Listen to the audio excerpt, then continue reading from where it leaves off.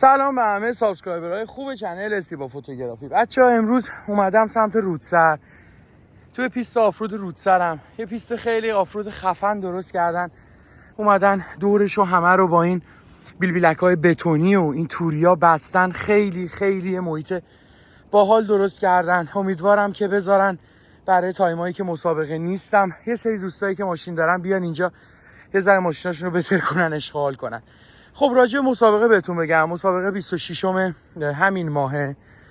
بعد از ساعت 9 صبح تقریبا شروع میشه. هم کنم هست، هم ماشینای عادی هستن، 4 سیلندر، 6 سیلندر، 8 سیلندر. قرار اینجا مسابقه بدن. آیرومن اسپانسره، کنم آفرود ایران ماکانینا خودشون اسپانسرن. بعد بچه‌ها قراره بیان یه روز خوب و فراموش نشدنی این رو برامون اینجا درست کنن. من اومدم امروز یه ذره زودتر نفس میزنم. ببخشید دارم تو این شن راه میرم، سخته یه ذره حرف زدن. بعد دیگه جونم براتون بگه که اومدم امروز آیتما رو بهتون نشون بدم. این خود پیسته، نگاه کنین پیستو.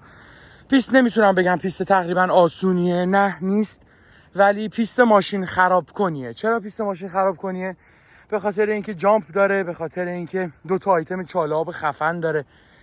الان بریم اون ور اینا رو بهتون نشون بدم. اونجوری که من حدس میزنم استارت پیست توی دو تا تیکه صافیا باید بخوره. پیستو من چجوری قدم زدم، کرامت اونجاست، کرامت رو میبینین. اون تیکه یه تیکه صاف داره، میاد یه پیش میخوره، میاد جامپ اول اینجاست. حالا میگم جامپ اول بچه‌ها اینجا هنوز تایید و عدم تایید نشده پیستا که مسیر چه شکلیه و فلان و اینا هنوز نچیدن، یه سری جار لاستیک بیشتر نذاشتن. بعد اینو ادامه میدیم. نگاه میایم جلو، بذار اینجوریتون کنم. ادامه میدیم میایم جلو تا میرسیم به این آیتما. همه آیتما اکثرا وسط زمینه همشون. خب آیتمای وسط زمین چیه؟ یه دونه اینه که توش چند تا چی میگن تنه درخت گذاشتن. دو تا چاله آبی که پشتشه، الان داریم قدم میزنیم میریم بهتون نشون میدم. بعد یه دونه پیچ این شکلیه، یه دونه سه تا تپه اینجاست، این یکی، این دو تا، اون سه تا. بین این دو تا تپه ماشین سلنگ کنه. ماشین شکلی شیب میاد پایین، بعد بالا پایین میشه، اونجا ماشین سلنگ کنه، اصلا ماشین خراب کنه اون یه تیکه اونجا.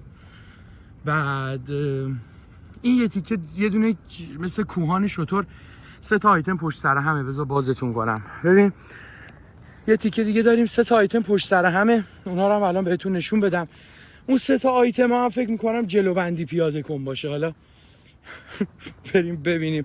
کلا تو مسابقات آفرود چیز خاصی از ماشینا بعدش نمیمونه مگر اینکه ماشینا رو خیلی خوب درست کرده باشن. نگاه این اون تپه هست که بهتون گفتم سلنگ کنه ها. این به احتمال زیاد خروجیشه، حالا شما فکر کنین این ورودیشه. از این میایم بالا. اینجا رو ببین، اینجا بالا پایینه. بعد هست حالا تو سرعت شما مهمترین چیز همینه. تو فکر کن اینجا رو با سرعت بیای بالا، اینجا رو بکوبی بیای بالا، اینجا وارد پیچ میشی. پدر آدم در میاد جمع کردن ماشین. میایم اینوری دوباره وارد اینجا رو ببین. خدا اینجا ماشین برمیگرده، خدا نکنه ولی امکان داره. بعد این بالا اینم میره میخوره تو اون پیش، میخوره تو دو تا چاله آبایی که اونجاست که اونجاست. بعد اون کوهان شتریا هم که بهتون گفتم، از اینجا وایسام زوم کنم. این کوهان شتریا میشه اینا، دیدین؟ بعد آپشنای چی؟ آپشن که آیتمای دیگه. یه دونه دیگه اینو داریم. اینجا هم که لاستیک چیدن، دو تا پیچ، یه پیچ اینجاست، یه پیچ اونو ندیده بودم. بریم پایین اونم نشونتون بدم. اونم به نظر سخت میاد. راجبه مسابقه بهتون بگم، اگر نزدیکین دوست دارین با من هماهنگ شین، بیاین هم ببینمتون، همه دوستامونو ببینم، خوشحال میشم کنار هم دیگه باشیم. موضوع دیگه این که مسابقه خیلی خوش میگذره، برای اینکه همه کلاس‌های ماشینا دارن میان.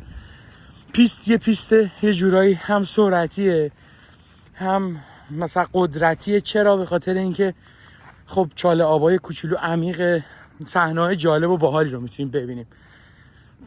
توی این قسمت پیست که حالا نمیدونم، نقشه پیست رو نداریم، هنوز تکمیل نشده. اینجا رو نگاه کنین، این آیتم گله هم به نظر خیلی بد میاد. یه گله شل کثافت این وسط هم یه تیکه اینجا شروع میشه تا اونجا. از کل مسابقه که حتما براتون فیلم و عکس میگیرم توی یوتیوب میذارم که هیچ جای مسابقه رو از دست ندین. تیممون داره کامل میاد، هم پهبادمون هست، هم خودم عکاس فیلم برداری رو میکنم.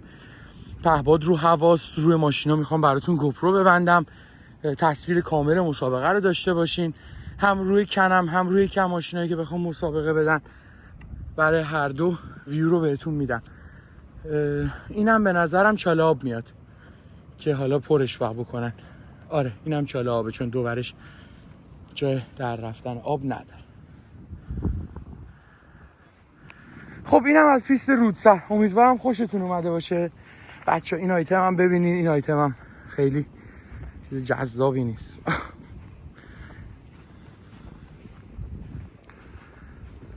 امیدوارم خوشتون اومده باشه از ویدیو. بیاین حتما بیاین ببینمتون، خوشحال میشم اگر نزدیک هستین. مسابقه جذابی قراره بشه. این هم از کل پیست و اطلاعات پیست. منتظر فیلم‌های اصلی خود مسابقه باشین، البته بعد 26 میبینمتون.